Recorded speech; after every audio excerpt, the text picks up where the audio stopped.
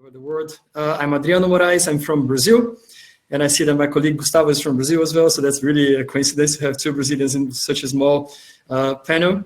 I'm a lawyer, but please don't tell that too much for other colleagues because I've been hiding that for a while. And I've been working in HR for a long, long time. Currently, I'm head of organizational development for the International Criminal Court in The Hague. I've been working in that organization for 3.5 years and looking forward to discuss with you guys the future of work for our international organizations. Yeah. Gustavo? All right, I'll go next. Thank you. Please do not start a rumor that there is a Brazilian mafia in international organizations, human resources. It's not true. He's the only other Brazilian that works in HR that I know in any international. Oh, actually, I know another one, but we're not going to go there now. So my name is Gustavo. I am the Chief of Recruitment at the Organization for Security and Cooperation in Europe, and I've been in international organizations since 2014. My first job was with IAEA, and then I went to UNDP, and now I am at the OSCE in Vienna, and I have a background in clinical psychology and public health. Thank you, Gustavo. And hi, everyone. I'm Mariam Kakkar. I'm the Chief of Talent Development at the UN Development Program. I've had 16 years of experience working across the UN system at UNFPA, UNICEF, and UNDP. I am based in Copenhagen, and my background is an interesting one. I have a doctorate in educational technology. So that's a little bit about me. So I think we don't have a moderator. She's having problems logging in. So we're going to be moderating ourselves. We have a list of questions that we're going to go back and forth on. But I think what all three of us really want is questions from all of you who are in the audience. So you can start typing some of the questions now. I'll moderate it and make sure that we're addressing it as we're going along. So let me ask a simple question. The future of work keeps coming up in every dialogue that we're having. There's an HLCM group at the UN who's focusing on it. The World Davos spent an entire day on it. So Gustavo, I'm going to ask you first. How do you define the future of work from where you are? And just give us your view on what the future of work means for you and your organization.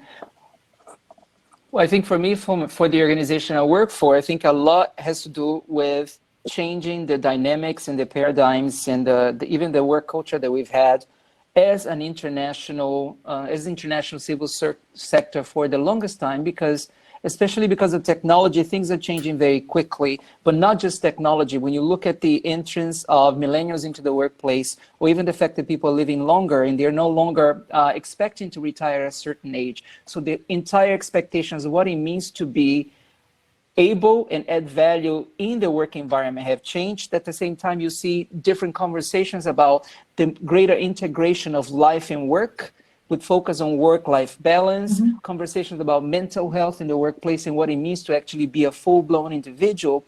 And the acceptance too that in order to survive in those types of markets, we do have to be agile and have really good learning agility. And without those, and I know this has been for a while, but I think that those types of situations will force us to become more reactive, and it's a lot better to become proactive and look forward in order to make the changes that we need to make before things become harder. Particularly now the international organizations are losing momentum to some extent because of financial difficulties. Adriano? Thank you, Gustavo. Thank you very much, Gustavo. Thank you, Mariam.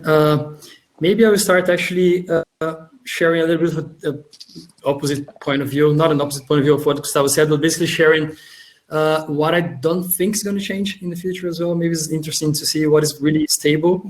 And just a disclaimer, of course, what I'm saying here is not the official view of the International Criminal Court. It's my personal, we have 500 lawyers working with us together, so I want to make sure that I'm covered here. So checked. But basically, international organizations, there are some differences compared to the private sector that I believe are very important to share with some of our colleagues that are listening. Probably the ones working in the international organization, they are very much aware of that. But for the ones that are not part of the system, it might be a little bit tricky to understand.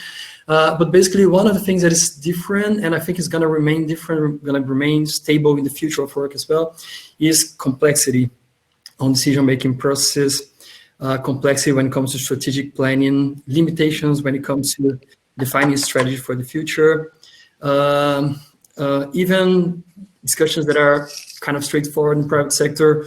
Who are the key stakeholders for you? These discussions are very complex in organizations such as ours. So of course, the decision-making process become very complicated. An example that I like to give is as a comparison between the International Criminal Court and Apple. So Apple, for example, let's imagine that Apple is not doing really fine in Brazil. They're not selling a lot of iPhones.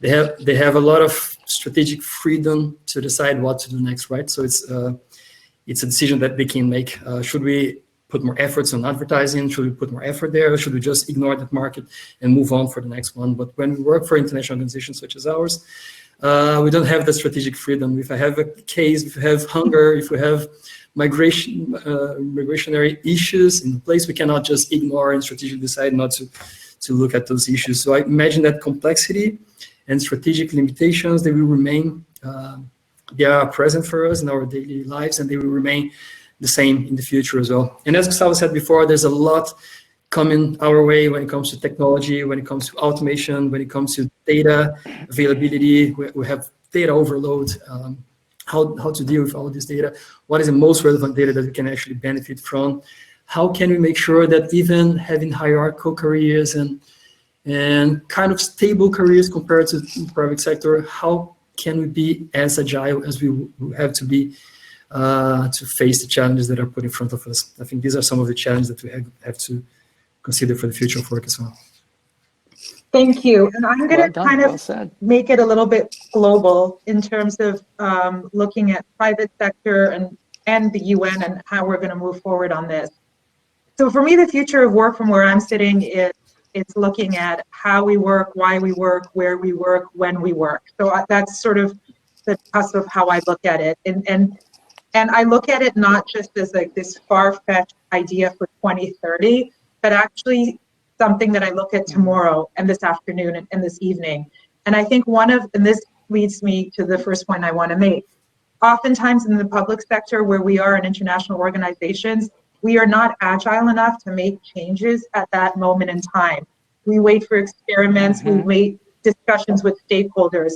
And I think the future of work is today. And implementing change and implementing ways of doing things differently has to happen in a more agile way. So that's one of the things I think all of us here have to start thinking differently. The second thing that I worry about, or I think is interesting, is GE just published something where they're looking at the 7G workforce. So they're looking at people that they're going to be employing potentially in their 90s, so from 20 to 90. In my world, and the world that most of us in this call are on, we've got maximum of 4G workforce from 20 to 60, 25 to 65. That is no longer going to be able to sustain our business needs. So how are we rethinking the different age is that we have? The third thing I've noticed, and this is just a little bit of anecdotal evidence, is I think that the issue of the AI and technology and digitalization is seen as something we add on. We have a problem and we will use an app to create a better employee experience. Or we'll create an online platform so people can go to it. Our mindsets are still focused on technology as that, and we are human. And until we start integrating it into one mindset, we're going to be years behind how startups and other organizations are going forward. And the last thing I think that you're seeing is, two last things that you're seeing is this idea of task fatality. My organization is still based on you have a job, you have a supervisor, and it's in your performance plan and it's in your job description. We're not creating agile teams where you have a task and then they match the right talent to that project. And it kind of leads me to my last point, which is I'm hoping that in the next couple of weeks or in the next couple of months, we see what's happening in legacy organizations. So if you look at a GE or a GM, for those of you who are not in North America or Europe, they're two very long-serving organizations. One's an electric company, one's an automotive company. They're still in business, they're still delivering. And actually another legacy one that I'm just learning about is Carlsberg, because I'm in Denmark. So what I'm finding is these organizations that are legacy organizations are creating startups within the regular organization to test series, to see how things are moving. And I think that is also a direction we need to take to be a little bit more agile. So that's sort of my observation on that. I love the fact that you brought up the whole idea of actually building startups within legacy organizations, because it has a lot to do with experimentation. And that's something that's really missing in international civil service, is the comfort level with the experimentation that eventually leads to innovation. Yes. So that's something that's really important, mindset-wise. Yes, it's a mindset. And there's another question that we had discussed as a team, and I wanted to put it out there because I think this is very valid. The role of leadership, the role of managers. And I'm gonna ask Adriano this question. How do our leaders and managers prepare workforces for today, for tomorrow, for the week after, to deal with the complexities of the world, the volatility, the chaos? I think this coronavirus is a very good example of chaos and complexity. So my question is to you, how can we, how should we, and how are we? Okay, thank you very much for the question, Mariam. That's a really good one, actually. I think we as HR practitioners, we can influence a lot this process because we are expected to help on shaping the culture of our organizations. So we have to be in constant touch with senior managers and helping them, supporting them, understanding how important it is, their role in this process as well. So that cliche that senior managers and managers are really role models for the behaviors that we want to have, it's just reality. And they really set the tone on how the organizations will behave in the future. And as Gustavo was saying, there's a lot of way to go to become more experiential, more creative in our organizations. I believe senior managers, they have a huge role in that. And how can you do that? Actually, first of all, being aware that this is a need. I'm having a lot of conversations at the ICC currently. We tend to hire the best. That's how we think in the multilateral organizations. We are very lucky because we have really a real purpose, and we are able to attract a lot of really great candidates to work with us. But this might make us a little bit lazy in the sense of so if we're hiring the best, we don't really need to keep developing them for the future challenges that we're going to have. And reality is the world of work is changing. Our jobs are changing. The rules of the game are changing. So even if you are the best ones when we're hired, it might not be true in 2-3 years time anymore because of technologies, behavior change, or whatever it is.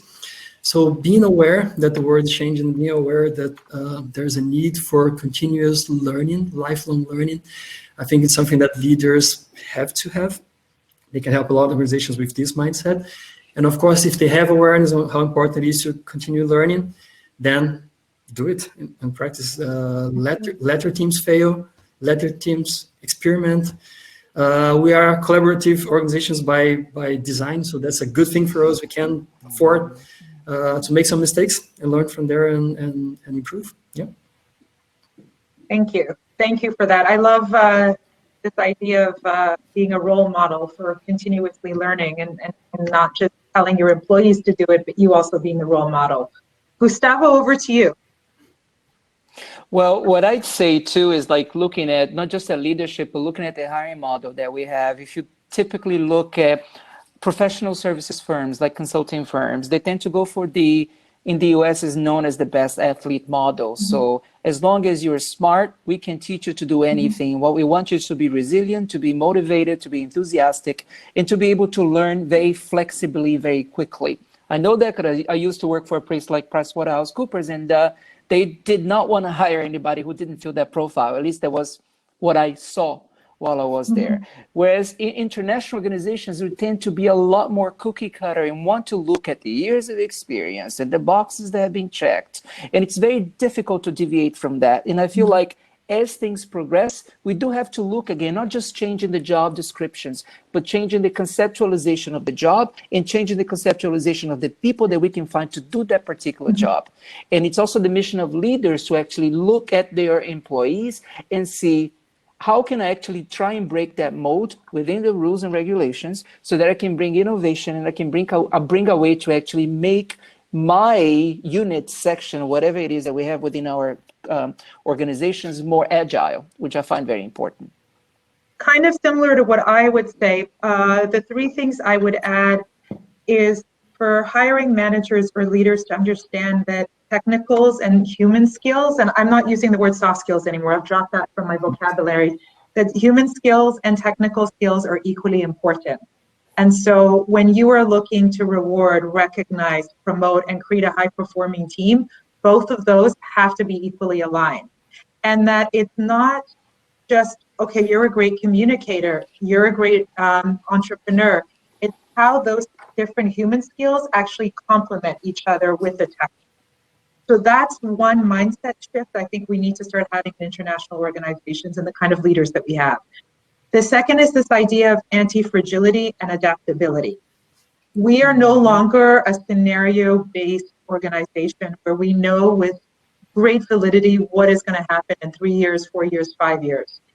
And many of our leaders still have this mindset where you create a scenario based on data today. And I keep saying you've got to have a multiple scenario perspective in everything that you do. And on top of that, you have to create a culture within your team, within your organization that's anti-fragile. So things come your way,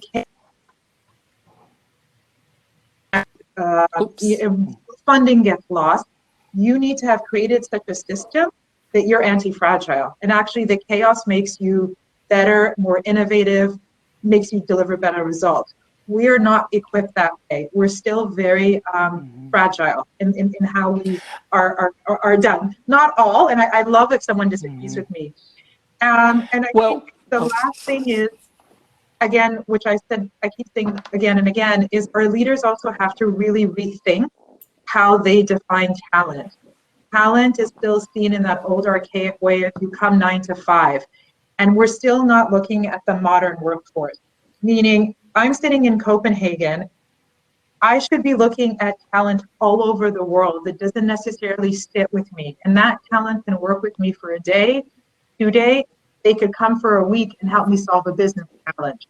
And this actually leads to a very fascinating question from Jen, who's saying, how do you see the future of work and the private sector in addressing the UN SDGs?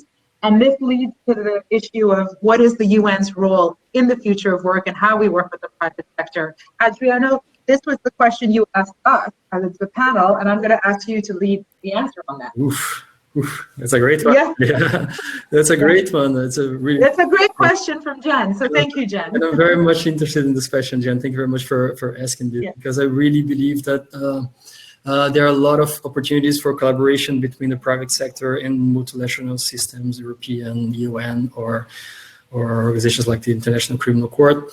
There's a shift in perceptions of how the private sector should behave as well. So I believe there's this perception that is not just doing it for profit, but doing it for a good cause as well, and making sure that that what you're doing in the private sector is not really contradictory to what the strategic development goals are, or the goals for humanity, let's put it like this, are in the future. So there's a lot of opportunities right now for collaboration. I would say collaborations for me is the key word. I would say our organizations, they're still they struggle a little bit on how to create the mechanisms for to collaborate, how to get it signed, why should we collaborate with this or that other one. But I believe the private sector can really help us a lot with a push to make this collaboration a little bit more present in our daily lives. We have two different interests that are kind of complementary. In the private sector, of course, you are for profit, you have competition, you have to innovate to survive.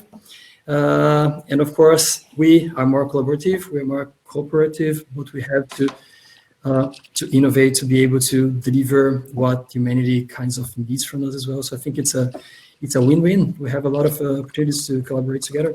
That's how I see it. Gustavo, do you want to add? Well, I was just thinking too, the whole conversation about corporate responsibility really aligns with what corporations now are trying to promote themselves as, not only to make sure that they do a good job with people in general, but also for their branding and marketing purposes. We also understand businesses are businesses. And at the same time as well, international organizations also need to continue showing how they add value to member states, participating states, allies, or however we actually name it. So I think there are lots of ways that the fact that we are having more difficulties financially is more and more organizations, as it's obvious, will start relying more extra budgetary contributions. So looking at the rules and regulations associated to actually using those types of funds may be quite useful for international organizations in the future so that they can continue nimble enough to actually operate within the mandates that they have. Another thing I was thinking as well is the fact that there is a vested interest in organizations, especially depending on the businesses they have, in actually creating a sustainable economy, even if it is for the sake of protection and creation of marketplaces. Right? If you look at one of the jobs done by organizations like UNDP in actually facilitating the access of cell phones to African women so that they can have a bank account and run their own business. I mean, think about the great psychological, financial, economical, educational impact that an African woman can have. And this is something done by the United Nations. It can sound really small for someone like us sitting in a fancy European city, but for people there, that's what to work for the Sustainable Development Goals are. Another thing that I see a lot too, deviating, see a lot of people get really frustrated about not making into an international organization such as the UN, but I also say you really want to work for the Sustainable Development Goals, there's plenty of organizations out there, charity organizations, not-for-profit organizations. You can find your way. So you have to actually expand your vision of what it's like that you want to do to contribute. Thank you. You both took a lot of my thinking. The two that I was going to add is this idea of private sector and UN partnership. It's still a very traditional model.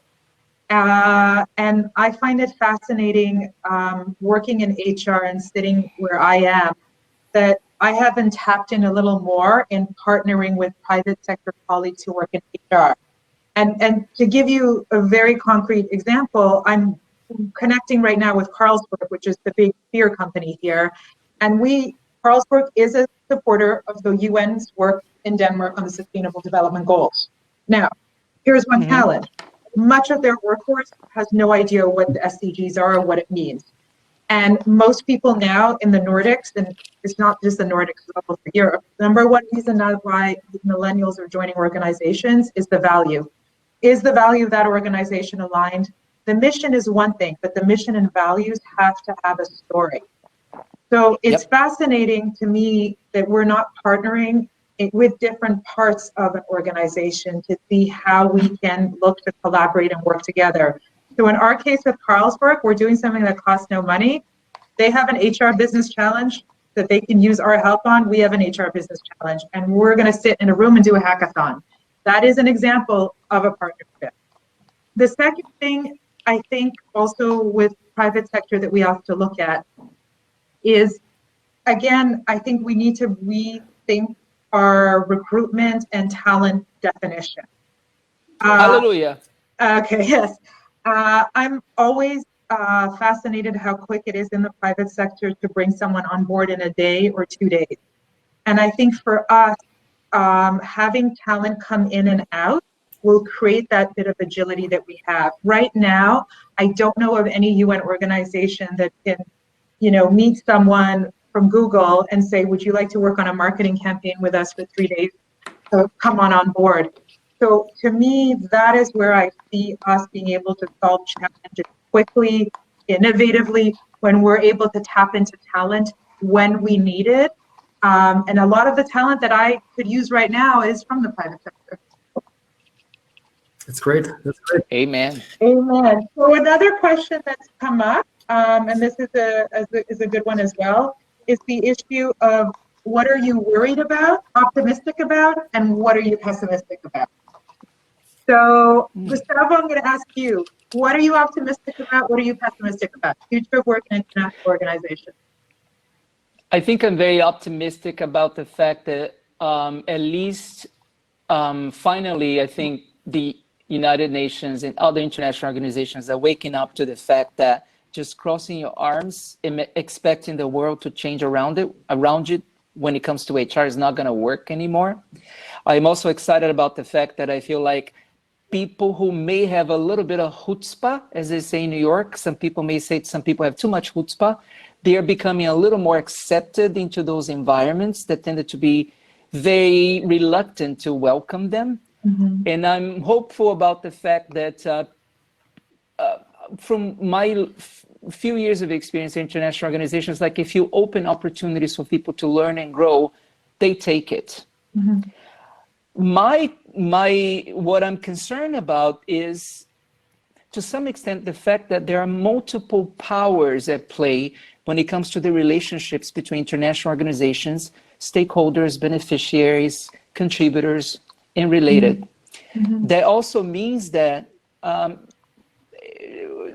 that we'll still have some room for compromise as we move forward. And we need to be very strategic about how we approach those changes, because we tend to work in a type of environment that it only takes one thing going wrong for things to be scrapped. So we also need to learn into change management processes, winning stakeholders over, creating pilot cases in which we can actually provide stakeholders access to information and base it on data, and data, so that we can move forward. Fascinating. Thank you, Gustavo. Adriano. Same direction. I'm very optimistic by nature, so I'm really optimistic. I really believe it's unprecedented times. There's always been technology shifts. There's always been cooperation between humans and machines, but right now the pace that is the access to technology, how cheap it is to develop new ideas and to put them into practice, not only on the world of HR, on our process of HR, but on everything that we do. I imagine that probably soon we're going to be able to provide telemedicine to someone in a very remote place and speaking the same language by combining technologies that are available right now, drones with translations. And so I'm really excited with all the possibilities that are in front of us. So optimistic by nature. My main concern would be really the pace. I think we have to speed up much more in our environment. How fast we absorb these new technologies, new ideas, and having really a growth mindset, a mindset that we always need to keep continuing improving. That's something that we have to work on day after day to make sure that we are not left behind. And again, I think Jen made a good point, and if the private sector pushes toward that direction, I think it can be really useful as well.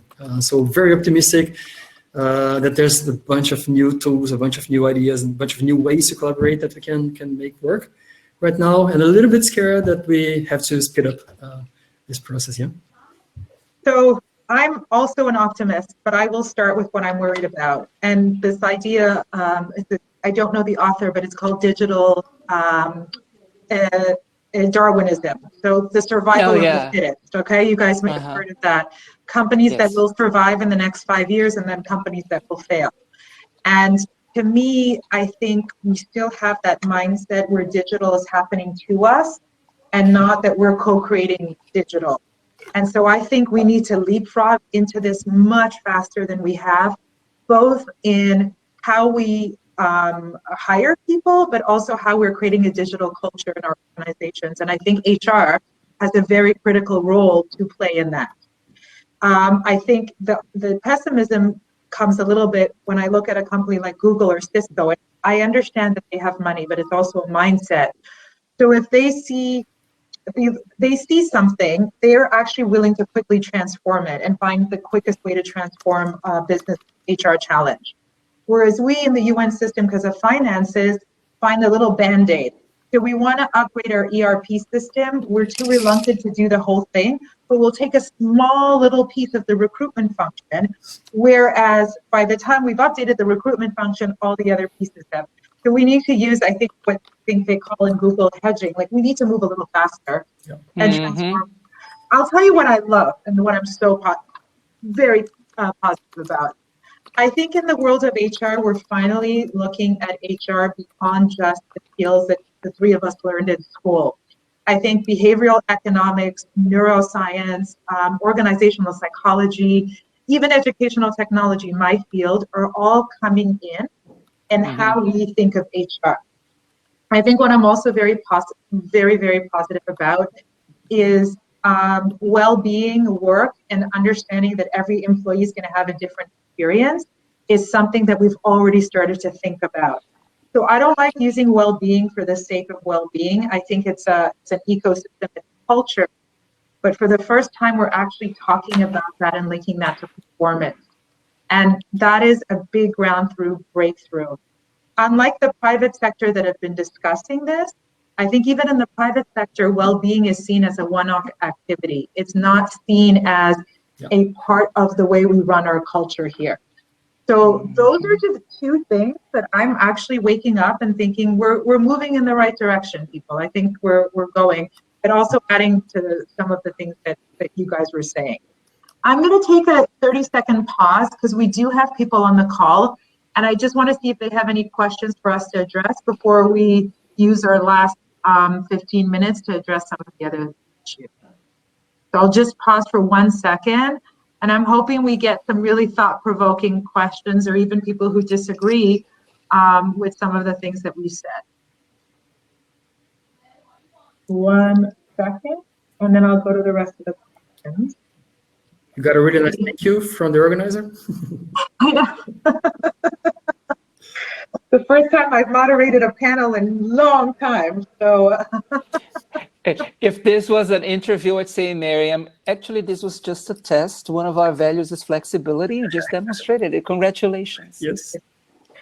Let me go to another question, and I think this came from you, Adriano. And this is the impact of technology on how, why, when we work. Talk to me a little bit about the impact it's having on your organization and some of the things that you are doing to address. Yeah, impact of technology, that's a great one. Probably many of the panels that are taking place during this conference, you address that through different angles. So let's try one here, see if we can add some value to the whole discussion as well. But of course, AI, artificial intelligence, automation of processes is something that is really adding a lot of value for our organization right now. So in the HR process that we have in place, many of the processes, they have been completely automated. Those old-fashioned processes where I had signatures and scanners and going back and forth, knocking the door, hey, can you sign please? They're not there anymore. There's a lot of time saved. And every time we talk about automation, AI, there's a lot of concerns about what is going to happen with my job. So that's a very important discussion as well. The jobs are still there, right? But just now we have more time to do something that humans are better than machines on doing. So right now we can spend more time with really advising our colleagues with HR topics that are relevant for them, instead of spending a lot of time with not so value-adding processes. We're experimenting a little bit with AI right now. We are launching a learning management system really soon.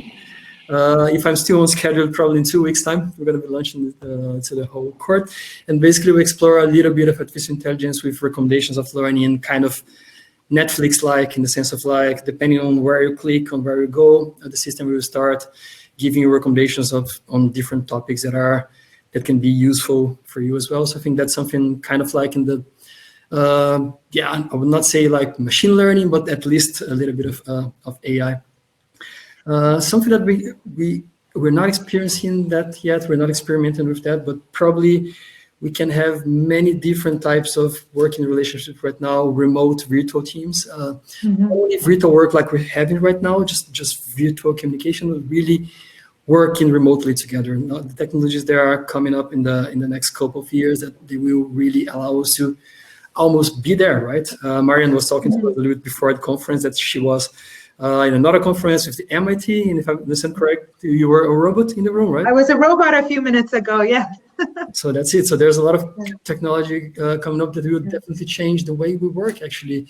Our job will still be the same, but the way we implement the job will be very, very different, and I think we have to experiment more of that. Thank you. I'm going to ask you a different type of question on technology, Gustavo. And that is, in terms of the future of work, you are an organization that has offices outside of the headquarters. What are you seeing in terms of knowledge and types of jobs that are coming and the concerns of your workforce, and how are you guys all mitigating that?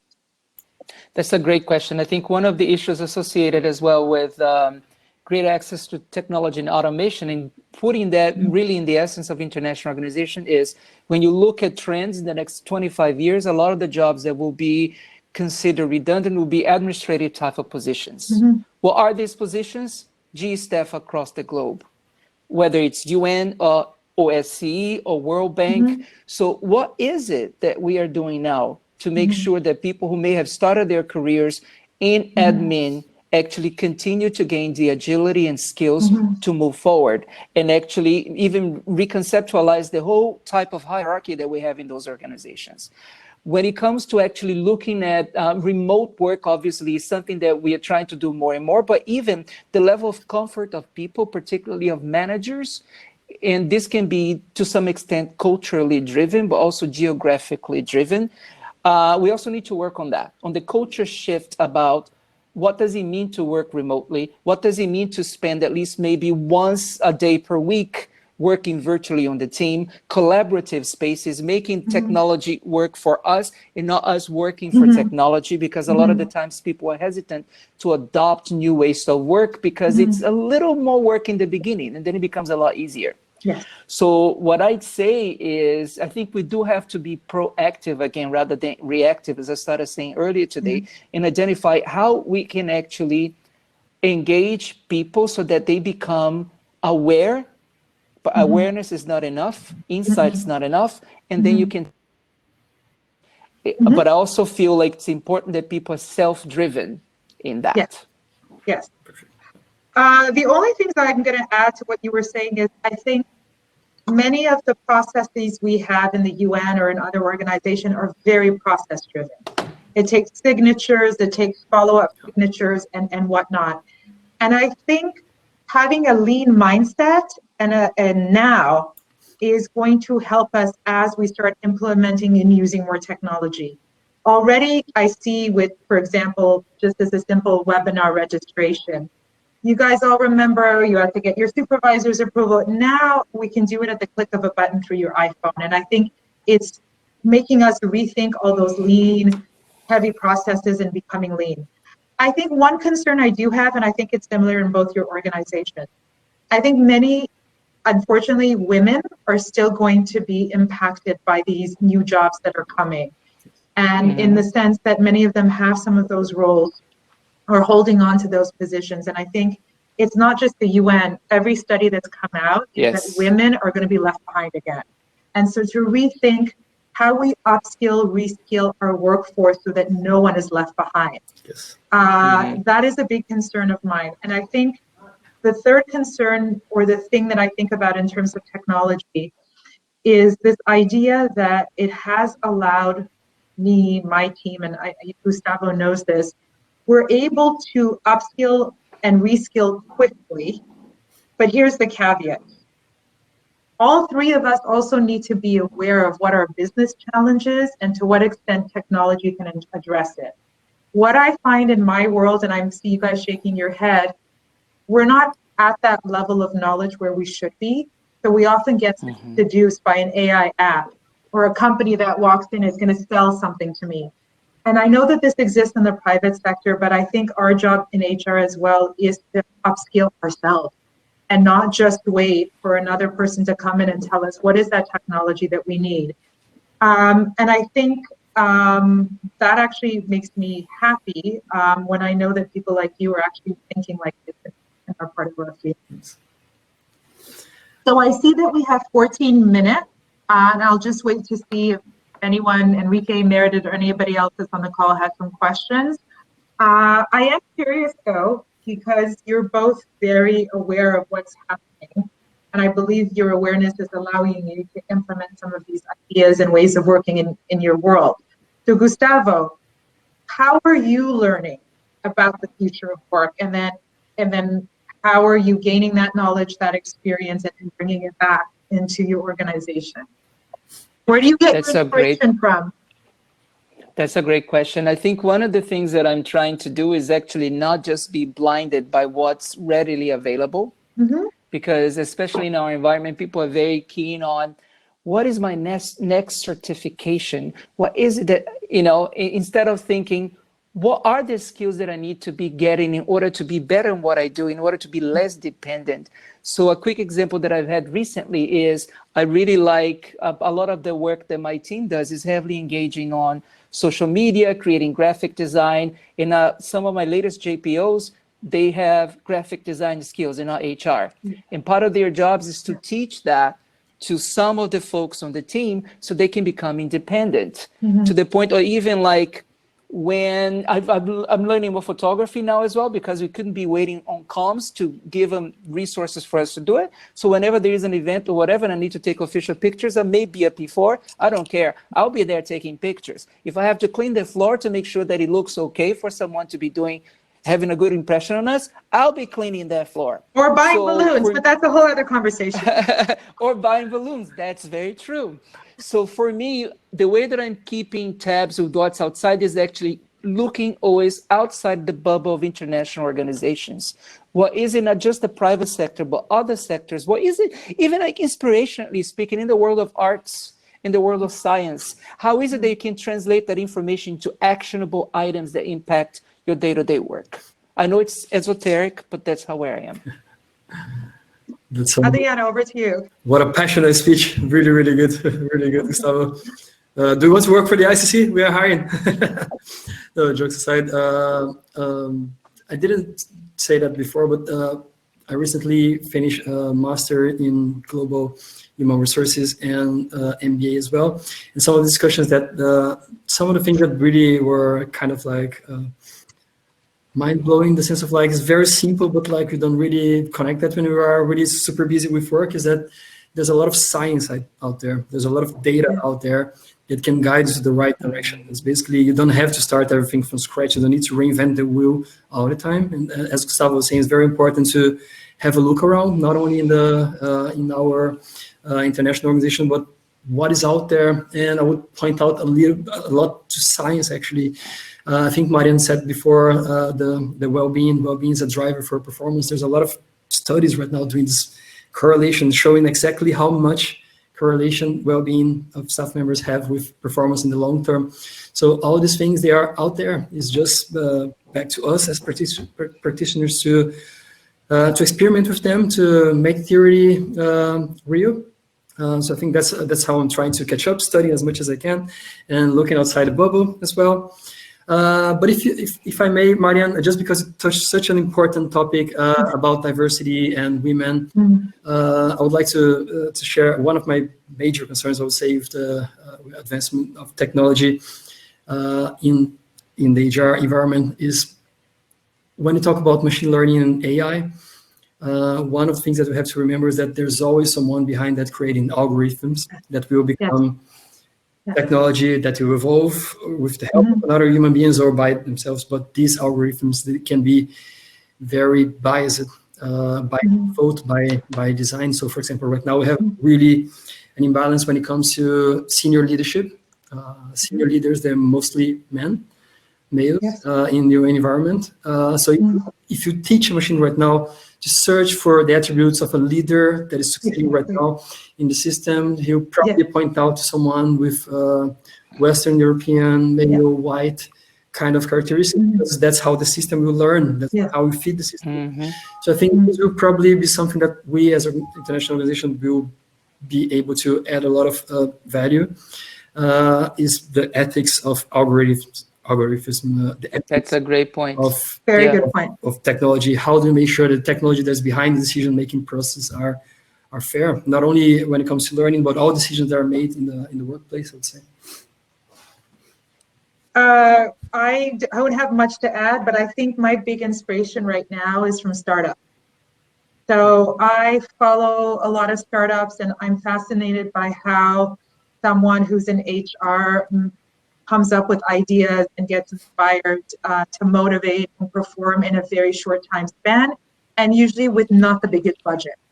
So for me, my inspiration right now is reading up on things that are coming out of startups in any organization, because I'm getting some ideas myself because there are some similarities with their constraints and their opportunities and sort of some of the environments we have at the UN. The second thing that I'm also doing is I've told myself I'm not going to get a certificate in anything for the next 2 years. I want to be a role model for my team. And for those around me, that a certificate is not going to be the reason why I'm able to perform. So for me right now, the big thing is I'm trying to get a lot of exposure. So while reading and webinars are great, I'm putting myself in situations where I have to help another colleague, either in another agency or in the private sector, with the business challenge they're facing.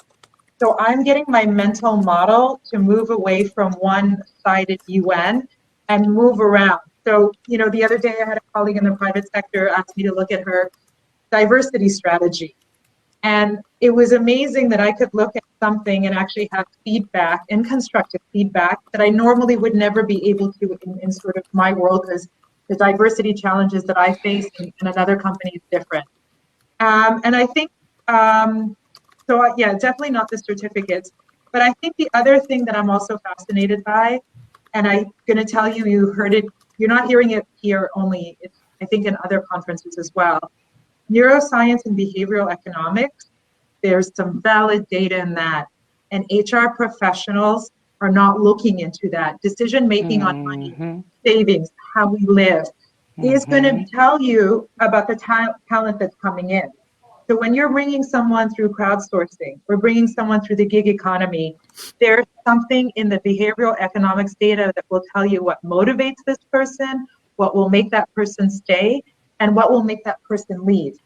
Same with neuroscience.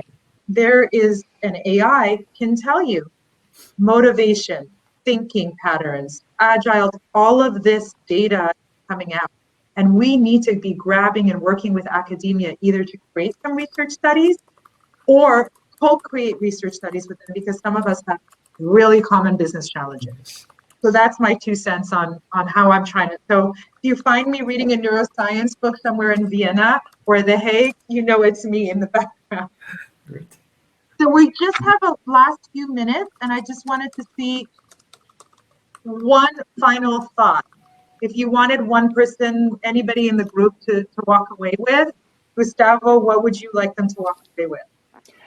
I would like them to walk away with the fact that despite all the myths and rumor about international organizations, that there is room for people, and you do not necessarily need to conform to the mold, but you need to be careful about which organization you want to be operating in. And if you want to make a difference, you should maybe try and make a difference from within. But come in with one of my favorite words again, come in with a lot of chutzpah, because you're going to need it.